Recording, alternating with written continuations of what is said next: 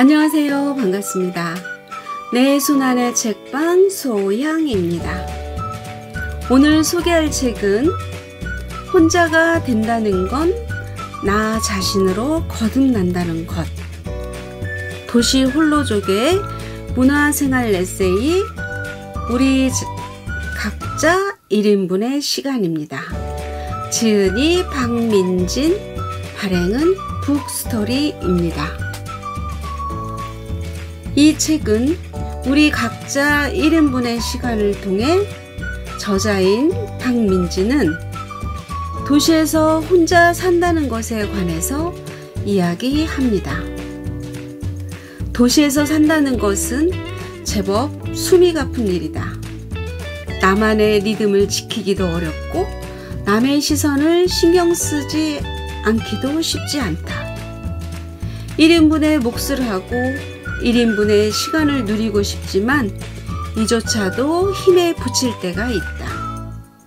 하지만 막상 이 삶이 싫은가 자문하면 또 그렇지만은 않다. 투숙한 이의 찬란한 태양 대신에 현란한 네온사인이 번쩍이는 도시지만 익숙하고 편안하다. 조심스럽게 고백하건대 행복한지는 모르겠지만 염려하는 만큼 불행하지도 않다. 저자는 그런 미묘한 괜찮음을 글에 녹여내어 공감을 끌어내고 있습니다. 저자 박민진은 카카오 브런치의 에세이를 연재하며 제3회, 제6회 브런치북 프로젝트에서 수상을 했으며 최근엔 문화 콘텐츠 매거진 인터포스터에 영화와 책에 관한 글을 쓰고 있습니다. 자, 그럼 책 속으로 들어가 보겠습니다. 오늘도 내 손안의 책방과 함께 행복한 시간 되세요.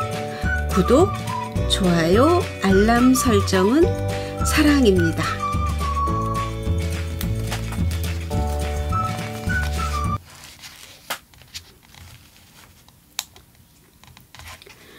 최소한의 먼지만 피우는 삶. 최근 유독 자주 술자리를 가졌다. 이런 때도 있는 법이다. 늘 먹기만 하던 내 입이 분주하게 움직였다. 이야기에 살을 붙이고 연신 고개를 끄덕이며 미소 짓는다. 일상의 대화에서 세속적 논리에 휘둘리지 않으려고 노력한다. 있는 그대로 듣고 섣부른 추측으로 대화를 오염시키지 않는다. 내 미천한 생각에 미루어 속단하면 이야기는 뻔해진다. 보잘것없는 통념에 비쳐 무언가를 생각하는 버릇은 대화의 적이다. 그럴 땐 상대가 어떤 말을 해도 고개가 삐딱해진다. 짐짓 고개를 주걱거리며 언어의 순수한 기능을 받는다. 단어의 조탁이 미숙해도 상관없다. 현학적 어휘를 써도 말에 묻은 먼지를 고이 털어낸다. 어렵지만 이런 생각은 글쓰기에도 많은 도움을 준다. 평소에 즐겨 사용하는 말들을 새롭게 바라보기 시작하면 문득 생경한 어감을 손에 쥐기도 한다. 이번 주에 만난 친구는 다니던 회사를 그만두고 차선 변경을 시도한다. 옆자리에 앉아있던 친구는 결혼으로 인해 인생 2막을 열겠다며 인매를 가다듬고 웃는다.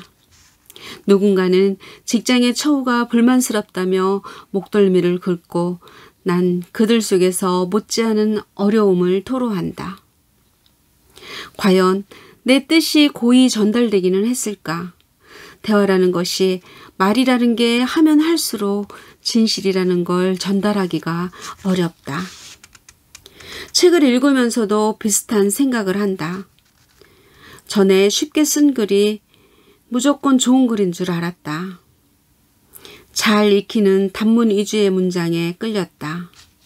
힘 있는 문장은 인생을 가지런하게 정돈하는 힘이 있다.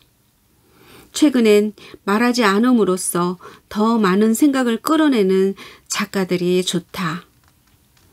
쉼표와 부사로 의미를 쌓아가는 문장에 탐복한다. 윌리엄 포크너의 소설이 내게 그런 경우다. 음연과 분노는 눈을 감고 허공을 헤집는 것처럼 무력하지만 내 의식이 어디론가 향하고 있음을 믿게 한다. 이야기의 얼개가 듬성듬성해지면 읽기엔 성기지만 책장을 덮은 후에 다가오는 것과 마주하게 된다. 얼마 전 본 소공녀에서 주인공 미소는 사우디로 일하러 떠나는 남자 친구에게 묻는다. 왜 가? 남자친구는 말한다. 남들 다 하는 걸 하려고. 이게 무슨 개똑딱이 같은 말인가 싶지만 우리는 여전히 성숙이라는 이름으로 꿈을 접는다. 현실이라는 말로 위장한 채 감당할 수 없는 선택을 한다. 하루를 마무리하는 시간. 위스키 한 잔과 담배 한 갑이면 족한 미소는 녀석을 이해할 수 없다. 비록 가사 도우미를 하며 하루 벌어 하루 사는 삶이지만 북적이는 사람들 사이에서 허공으로 흩어지는 연기를 바라본다. 이름처럼 미소는 이 생활에 나름 만족하며 살고 있다.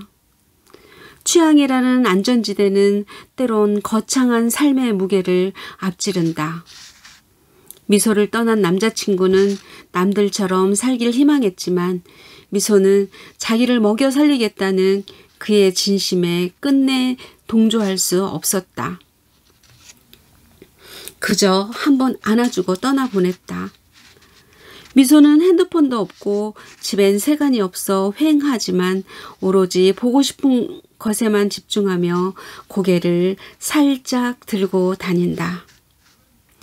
춥지만 맑은 하늘, 못지않게 가난하지만 다정한 남자친구를 사랑한다. 난방비가 없어 겨울엔 섹스조차 마음대로 못하는 것은 심히 유감스럽지만 제법 폼나는 감색 코트와 긴 다리를 흐느적거리며 도시를 갈지자로 가로지른다. 머리가 하얗게 새는 희소병에 늘 약을 먹어야 하지만 그것마저 자기 스타일로 소화하는 맵시가 돋보인다. 마치 백발마녀전의 임청아처럼 세상에 없는 독립적인 생물체로 느껴진다. 술집 편안한 소파에 기대 담배열기를 품어내는 그녀의 얼굴은 하루의 노동을 마친 자의 신성한 갈등을 머금고 있다. 어느 날 정부에서 담배값을 올리는 정책을 시행하자 그녀의 위태로운 하루살이도 위협을 받는다. 아무리 계산기를 두드려봐도 집세를 내면서 위스키와 담배를 즐길 수는 없다. 이럴 땐 보통 더 많은 돈을 벌거나 술과 담배를 줄이면 된다. 하지만 미소는 취향을 포기할 수 없는 교양인이다. 미소는 고민 끝에 단칸방에서 짐을 뺀다. 그녀는 비로소 온전한 소공녀가 된 셈이다. 이후 우여곡절 끝에 그녀가 도달한 곳은 영화에서 보시면 좋겠다. 당신이 예측할 수 있는 정도의 고난과 관객이 소망하는 수준의 행복을 거머쥐는 결말을 보게 될 테니까. 다만 계속 얘기하고 싶은 건 미소라는 캐릭터다. 집을 포기하고 택한 위스키와 담배에 살면 분명 쿨하다. 하지만 날고 싶은 비둘기는 끝내 현실에 발묶인 시간을 마주해야만 한다. 밥을 먹어야 하고 돈을 벌어야 하며 무거운 캐리어를 끌고 잠을 자야 하니까 친구들이 자신을 혐오하는 시선을 견뎌야 하고 누군가의 동정에 익숙해져야 한다. 이 작은 땅덩이에서 취향 하나 고수하며 살기가 이토록 어려운지 내 학창시절 우리 집의 의미는 각별했다. 전세를 살며 내 집 마련이라는 꿈을 쫓는 공무원 가족의 삶이란 다 비슷하다. 중산층이라는 허황한 구호는 삶의 의미를 마치 깔때기로 모은 것처럼 집이라는 공간으로 모은다. 그들의 열망은 고이 자식에게 전이되어 수도권 신도시의 32평 아파트에 머문다. 미소는 그 길에서 이탈한 독립 변수다.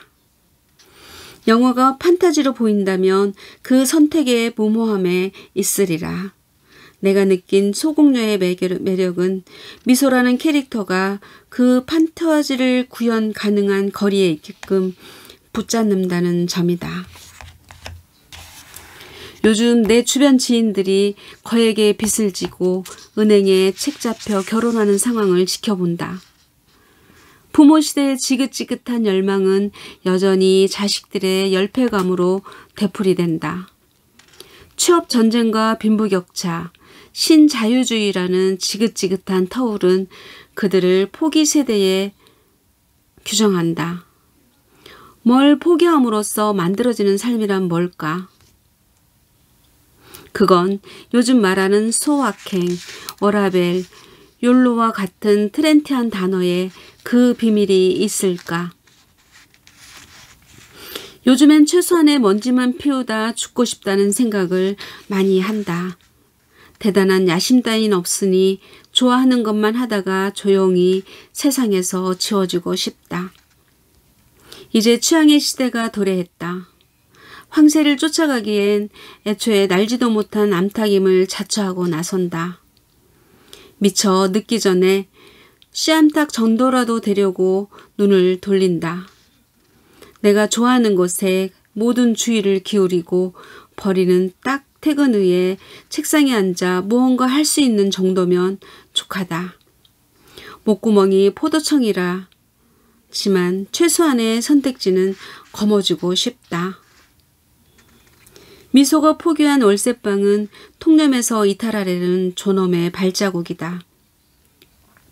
반면 그녀가 찾아 나선 과거의 친구들은 땅에 발붙이며 힘겹게 발을 내디딘다. 키보드를 멋지게 잘 치던 현정은 시부모와 남편 수발에 지쳐 살고 밴드의 막내 대용은 이혼의 충격으로 희귀고모리를 자처한다. 선배 로기는 결혼에 집착하는 노총각이 되었고 멋지기로 소문났던 기타리스트 정민은 미소를 깔보며 자신의 안락한 삶을 자위한다. 얼굴에서 웃음기를 지운 이 현실적 인물들은 까치발을 들고 살아가는 미소를 마치 귀신처럼 바라본다. 하얀 머리를 하고 큰 여행 가방을 끌며 세상을 배회하는 유령으로 치부한다. 이 영화의 감독 전고은 감독은 30이 조금 넘은 나이다. 나와 유사한 경험의 영역에 놓여 있지 않을까 미루어 추측한다. 그녀는 심플하고 단순한 삶에 관한 이야기를 만들었지만 끝내 유쾌한 미소를 지으며 영화의 결말을 능치지 않았다.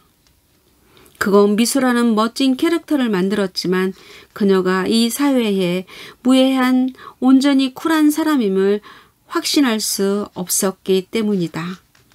남의 집에 방문한다고 달걀 한 판을 사들고 가서 열심히 동거인의 일을 돕는 미소. 오로지 잠만 자면 되기에 돈도 받지 않는 미소. 하지만 어렵사리 침대에 누워도 불편한 마음은 왜일까? 그건 한 인간이 그 인간이라는 말처럼 사람 사이에서 부대낄 수 없음을 보여주는 증거다. 미소는 필연적인 갈등을 겁내지 않지만 애초에 그녀가 세웠던 하루의 소소한 행복이란 그 부대낌을 배제한 것이었기에 편치 않다.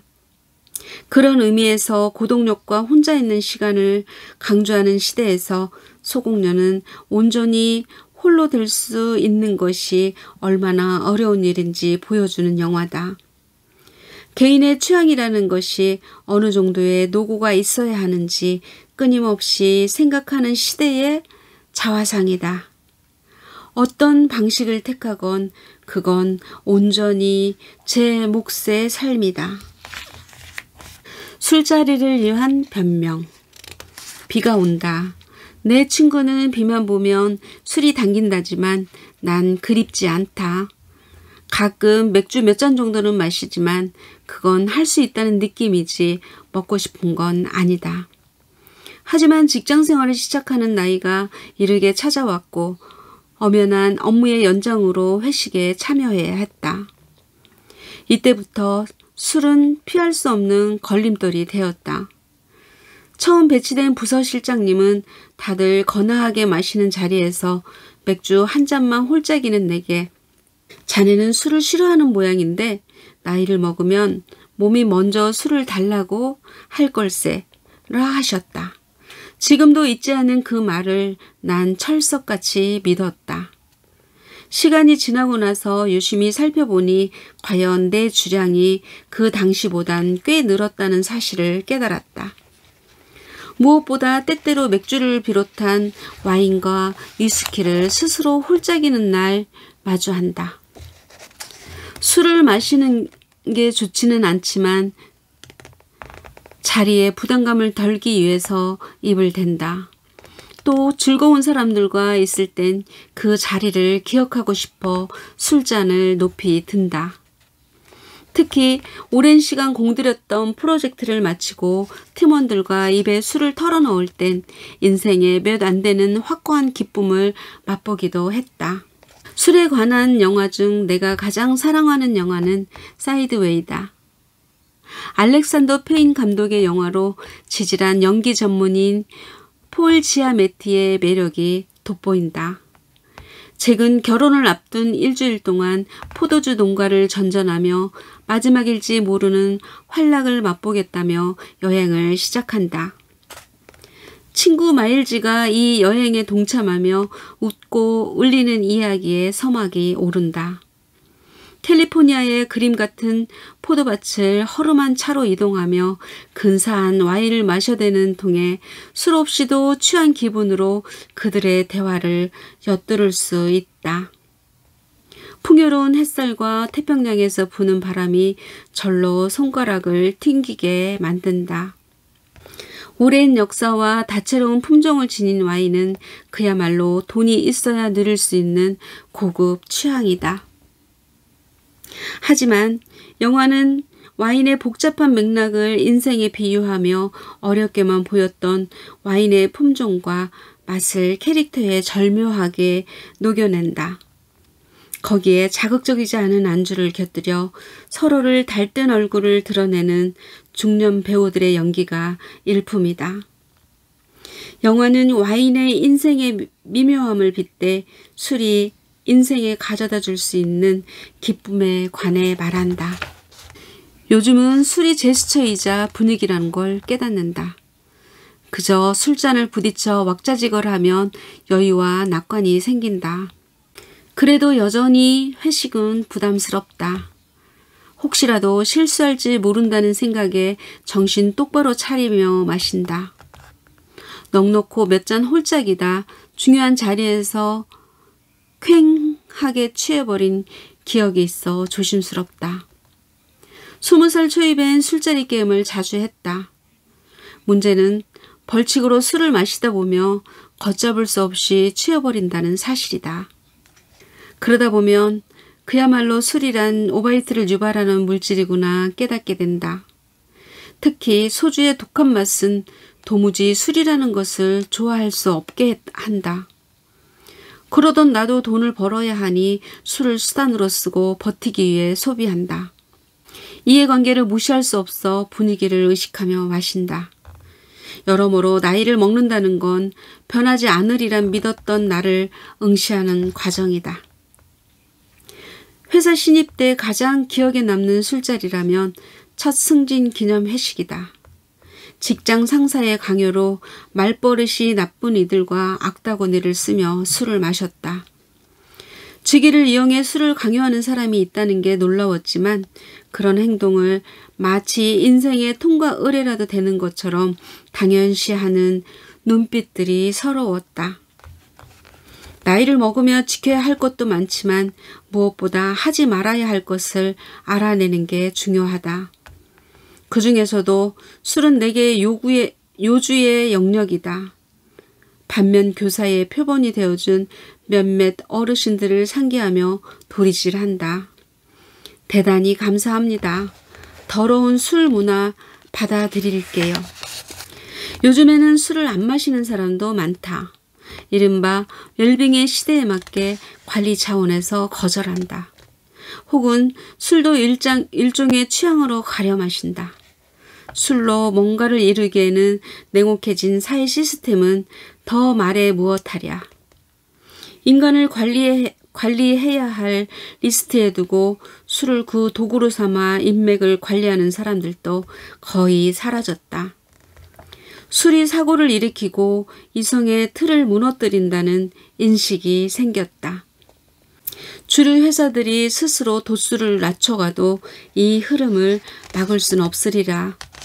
하지만 술을 안 먹는 사람이 점점 더 증가하는 근본적인 이유는 따로 있다. 그건 내 풀어진 모습을 상대에게 보이기 싫다는 일종의 방어 기제가 강해졌다. 예전엔 약점을 드러내는 게 친해지는 과정에 속했는데 지금은 취해서 실언이라도 뱉으면 얼빠진 놈으로 낙인 찍힌다. 그래서 선후배 관계없이 취하지 않으려고 무던히 애를 쓴다. 바야흐로 취하긴 힘들어진 시대다. 직장인으로 나이를 먹는다는 건 인간관계가 조직 위주로 재편됨을 뜻한다. 주변의 인간관계가 여간 부지런하지 않은 이상 예전의 친구들은 점점 더 멀어져 간다. 그래서 편하게 술 마실 수 있는 자리가 드물다. 술잔을 노니며 속을 터놓을 사람을 찾기 어렵다. 매일 보는 부서원에게도 내 약점을 노출하기 꺼린다. 요즘 아버지는 늘 소주 한 병을 사서 자기 전에 드신다. 누가 볼세라 주술잔에 따라서 빨리 들이키신다. 난 그걸 볼 때마다 애써 모른 척한다. 그 모습에서 영문을 알 수 없는 쇠락을 느낀다. 아버지가 점점 더 무뎌지는 느낌에 사무친다. 내가 같이 한잔하고 싶지만 그럴 용기는 나지 않으면서 생각해보면 어렸을 적부터 아버지의 취한 모습을 싫어했다. 하지만 지금은 그런 모습조차 보이지 않으려고 무던히 노력하신다. 나 역시 아버지에겐 세상 불편한 사람 중 하나가 된 걸까? 모든 게 어제와 같은 추억들이 지나가고 술이라는 것이 주는 물성도 변해만 간다. 나도 점점 더 변해서 모든 게 끝나갈 무렵 내 술잔을 채워줄 친구가 곁에 있을까? 술은 생각과 생각을 부르는 더딘 숨결의 이름이다. 당신의 취향은 어떤가요? 월요일, 퇴근 후 지친 몸을 이끌고 어렵사리 집에 들어왔다. 몸이 말이 아니었다. 1978년 프랑스 사회학자 피에르 부르디에가 쓴 구별짓기라는 책을 읽다가 잠들었다. 우리가 취향이라고 부르는 건 사회에서 자신보다 밑에 있다고 생각하는 사람들과 자기 자신을 분리하기 위해 사용하는 상징이다. 침대에 누워서도 이 문장이 눈에 붙들려 사라지지 않았다. 이제 누구나 제 취향을 카톡과 인스타를 통해 공유한다. 어디를 갔는지, 무엇을 입는지, 어떤 식당에서 무엇을 보는지, 지금 읽는 책이 뭔지 낱낱이 오픈한다. 각자 취향을 비교하고 그 우위를 점하기 위해 강도를 높여주는 경주 같다. 스스로 낮은 취향을 가진다고 여기면 온라인에 풀지 못한다. 누가 봤을 때도 내 놓을 만한 고급 취향이라 여겨지면 오픈한다.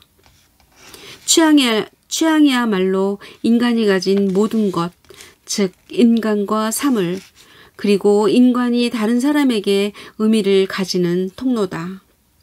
내가 이른바 콤플렉스에 가까운 역부족을 느끼는 건 클래식 음악이다.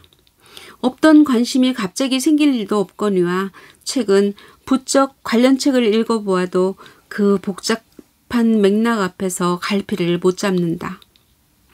카리아나의 열정적인 지휘를 유튜브로 봐도 여전히 베토벤 교향곡 번호만 보면 속이 울렁거린다. 난 클래식 음악을 좋아하지 않지만 전인에 대한 맹목적 이상으로 껍데기뿐인 연주곡을 플레이리스트에 올린다. 누군가 호기심이 많은 사람이 인생을 행복하게 산다고 했던가. 난 이렇게 다시 고쳐 말한다. 지적 열등감이 당신의 취향을 고양한다. 남들보다 뭔가 잘 모른다는 인식이 내 지적 허영을 자극한다. 난 늘 책을 옆구리에 끼고는 열등감의 발현을 마주할까 두려워한다. 화요일, 과거 누군가 내 책장을 찍어달라고 요청한 적이 있다. 그 부탁은 결국 책을 좀 추천해달라는 요지였는데 난 부탁을 단호히 거절했다. 누군가 내 가방 속 물건을 보자고 하면 순순히 열어서 보여줄 테다. 하지만 난 책장을 보여주긴 꺼린다. 내게 책장은 속내를 비치는 투명 거울과 같다. 그 자체로 나 자신이라는 말이다. 난 누군가와 몇 시간을 대화해도 심지어 종종 만나 데이트를 해도 그 사람을 모른다고 말한다. 하지만 그의 책장을 본다면 난 그가 어떤 사람인지 알 수 있다고 믿는다.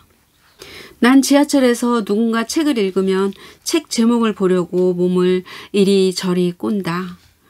그가 읽는 책 제목으로 그 사람과 내 거리를 잴 수 있기 때문이다. 이런 손쉬운 단정은 책을 향한 무차별적인 애정이 불러온 착각이다. 근거도 미약하고 편협하기 그지없는 시각이지만 내가 가진 취향이란 딱 그 정도다. 당신이 읽는 책이 당신을 말해준다. 내게 취향이란 맥락이다. 오늘날 지식이란 깊이와 넓이는 의미가 없어졌다. 브리테니커 백과사전이 인터넷에 버젓이 있으니까 3초면 그와 관련된 모든 지식을 총망라할 수 있다. 인터넷은 지식에서 맥락의 중요성을 심화시켰다. 우리는 모르는 게 있다면 손 안에서 알아내고 일반 상식책을 통째로 외운다. 이런 상황에서 지식을 제 방식대로 꽤 맞출 수 있는 사람이 지식인으로 통한다. 어떤 상황에서도 서로 차이를 강조하는 취향의 시대에 한낱 정보의 흐름을 짚어내는 이가 독창성을 획득한다. 어제 본 영화의 주연 배우가 생각이 안 나 구글을 검색해서 알아내는 건 쉬운 일이다. 하지만 그 영화가 지닌 장르 특성을 이해하려면 영화 역사의 흐름을 따라갈 수 있어야 한다. 누벨 바그인지 페데리코 펠리니의 영향인지 판단하려면 흐름을 이해하고 차이를 짚어낼 수 있어야 한다. 지식을 깨워 맞추는 능력이 뛰어난 사람은 그만큼 하나의 예술작품에서 더 많은 재미를 찾아낼 수 있다. 수요일 영화 1일 15일을 보았다. 키키 키린 여사가 세상을 떠난 후 처음 배웠다. 돌아가시기 전 최근까지 결국 투병 생활을 해오셨는데 이 영화는 그녀의 건강한 모습이 느껴져서 오히려 슬펐다. 1일 15일 속에서 키키 기린 여사는 늘 여느 채처럼 밝은 모습이라 마음이 편했다. 몇몇 예술극장은 그녀를 추모하는 영화를 연이어 재개봉했다. 그녀와 함께한 시간이 주마등처럼 스쳐 지나간다. 주마등이라니 요즘엔 그 누구도 말을 타고 환한 불빛을 스쳐 지나가지 않는데 키키키린 할머니라면 내 구질구질한 표현을 구박했을 테지. 조금은 뿌르퉁하고 가끔은 얄미운 그녀의 말투가 무척 그립다.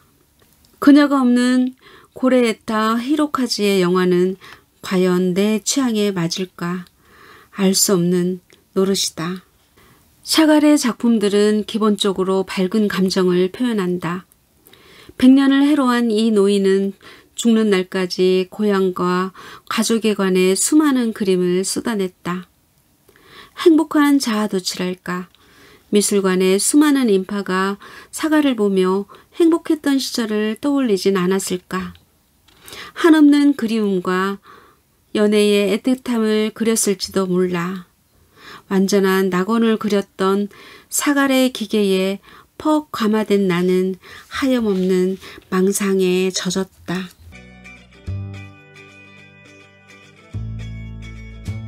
내 손안의 책방, 오늘은 우리 각자 1인분의 시간을 들려드렸습니다. 끝까지 경청해 주셔서 고맙습니다.